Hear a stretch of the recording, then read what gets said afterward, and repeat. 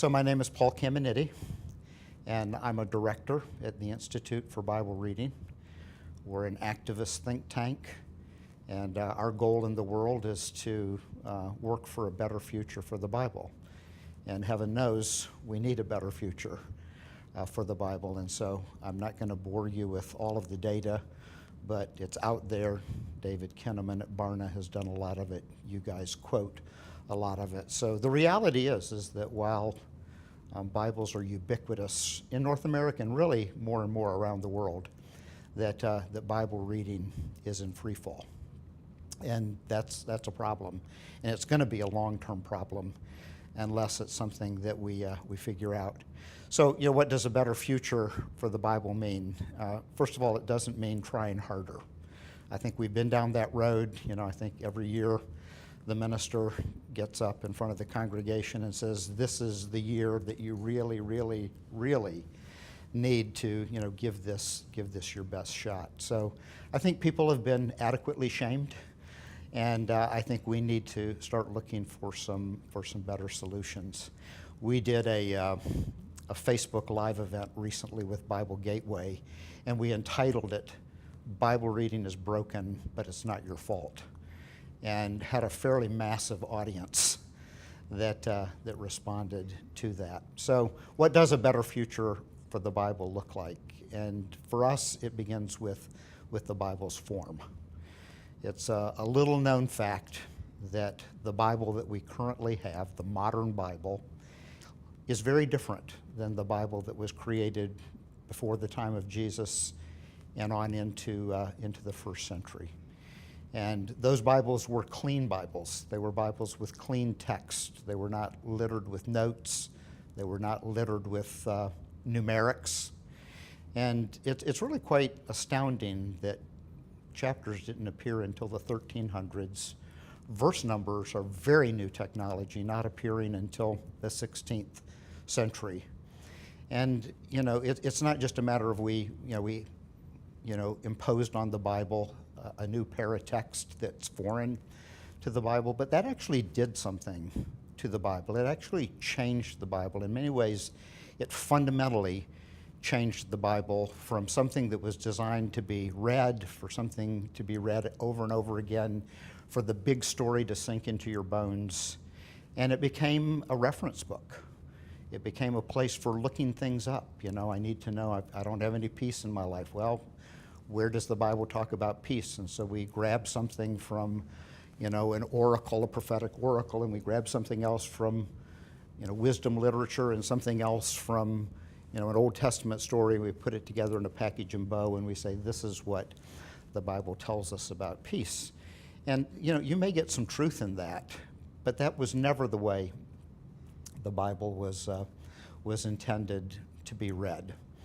And so we're pretty committed to this idea of the restoration of the reading Bible. And it's pretty encouraging to see other publishers now that are starting to get on board with this. We've been kind of riding herd on it, hopefully in a nice way, for the last decade or so. But now you're seeing publishers that are coming out with reading Bibles, sans, chapters and verses. And of course, once we entered into adding chapters and verses, it was like opening Pandora's box. And we felt free to pile on, and we added note systems and red letters and all these artificial invitations to stop reading and so forth. So I could go on and on there, but I think it's important, for people to know that there was this perfect storm that took place back in the 1500s, which is when Bible publishing to the masses really began after the Gutenberg press. And so the first Bibles that came out were these reference Bibles. And initially, they actually took each verse and turned it into a separate chapter. So we had this beautiful narrative, epic story of the Bible that we turned into 30,000 scripturettes. And it's time to get back to the Bible as it was originally given to us. And so that, I think once we begin reading those kinds of Bibles, then other good things begin to happen. And people's practices with the Bible begin to change. And what we've discovered is that people love this new way of reading. And we've actually had a front row seat to this because we've been doing this kind of thing, introducing new texts and new ways to read. And 10 years later, and about 8 million people later, people are having a very different and a very fresh experience with the Bible.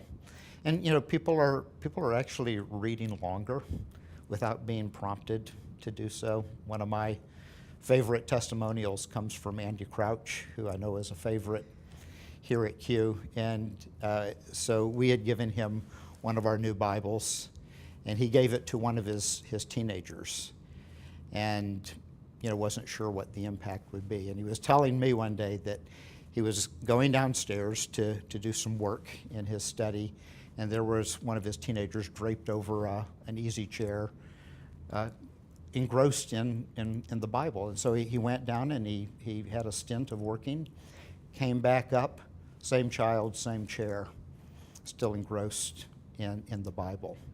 So that's a whole different dynamic. When people start to love something, instead of feeling guilted into doing it, it changes everything. And then we think that it will also, and we know it will also change the conversations about the Bible. People will do less proof texting, less grabbing things from here, there, and the other, put it in a package in a bow and say, this is biblical. And then they begin talking about the bigger story. And then eventually what happens is people begin to realize that what the Bible wants most from us is for us to enter into its story. So not every book of the Bible is a story, but every one of these books in this library lead to a story. So I have, in my own life, I came to this late, and I'm sorry for that because I missed things, and I think the church in the past has been missing some things, especially of late. But I grew up in the Deep South, and I grew up in the era when the Jim Crow laws were still very much in effect in the part of the country where I lived. So I remember colored bathrooms, colored drinking fountains. I remember black people sitting on the back of the bus. I remember I had one black friend, very unusual, and he took me one day to his high school, and I'd never seen such shambles before. There was no grass. The textbooks were several generations old. But I grew up in a Bible church that claimed to be biblical. And I sat through hundreds and thousands of sermons, and I don't ever recall anything being said about the inequity of that situation, and that the story of the Bible is that it started out with an ideal situation in a garden, but we lost that. But God never lost his vision for it. And so ever since then, he's been trying to use his people to reclaim that and take people that are furthest away from the garden and go after them and to help bring them back to the garden ideal. We're creating an experience. And this is called Immerse. The text indeed is sans chapters and verses. It's a text that honors the natural literary structures, so poetry looks like poetry, letters look like letters, a little different arranging of the text. And this will come in 6 different volumes. So there are 6 natural segments in the scripture themselves. There's the New Testament, which this is Messiah, and then there will be beginnings, the Pentateuch, kingdoms, which is Joshua through Kings, the prophets, the poets, and then Chronicles, which is Israel's second history. But beyond just giving this to people, we'll give them some tools to go with it, but we keep it simple for a purpose. And so there will be audio for people to listen to. After all, the Bible was born into an oral culture. There will be some animated videos that help set up some of the historical context for people. And then the big change is we're inviting people not into a Bible study, but into book clubs. And so there won't be a participant's guide. People are smart today. They're thought workers. They're used to wrestling with gray, with nuance, and the Bible is full of gray and nuance and complexity. And I think in the past we've been saying, wrestle with that stuff at work on your own and with your family. But when you get to church, the pastor will basically tell you how the program works.